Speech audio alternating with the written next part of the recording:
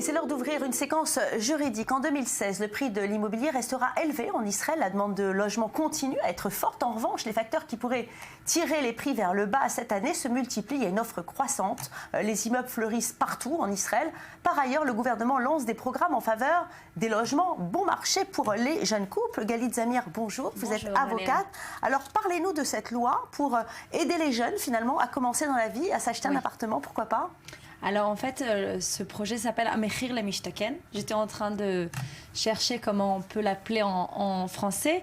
Et c'est habitation à prix modéré. D'accord, ça n'a rien à voir avec les HLM en France, parce que là, il s'agit d'acheter un appartement. Alors comment ça fonctionne et qui peut en bénéficier? Alors en fait, c'est un projet, comme vous avez dit, du gouvernement. Des milliers d'appartements qui vont être beaucoup plus bas du prix du marché. On parle de 200 000 shekels minimum en moins. Comment ça va se passer? Les gens qui vont pouvoir bénéficier de ce projet vont être des jeunes couples mariés ou des célibataires à l'âge de 35 ans.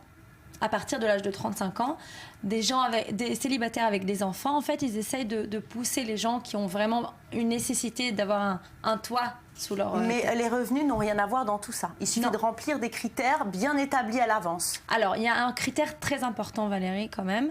C'est une personne qui n'a pas eu d'appartement dans les 6 dernières années, ou un terrain qu'on peut à construire, qui n'a pas eu en Israël. S'il a des biens à l'étranger, il n'y a pas de lien. Et pour les Israéliens, bien sûr, pas pour les étrangers. Bon, alors, comment faire? Quelle démarche? Alors, on s'inscrit à un site. Aujourd'hui, on peut aider aussi les personnes qui ne parlent pas, parce que tout est en hébreu. C'est un projet de l'État qui est juste en hébreu. On s'inscrit. Et on peut bénéficier en fait de ce projet. Oui, comment? Alors c'est en tirant, c'est un quota. En fait, pas tout le monde va gagner. C'est un tirage au sort. C'est un tirage au sort. Et dans quelle ville on peut s'installer?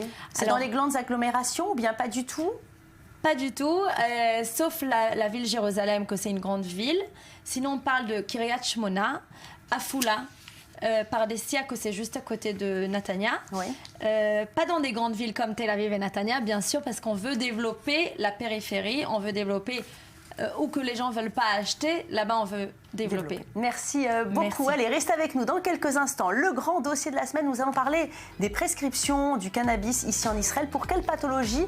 Qui peut prescrire? Eh bien, nous y répondrons dans cette émission, mais nous parlerons aussi psychologie, travail et sport. Restez là, on se retrouve dans une poignée de minutes. À tout de suite.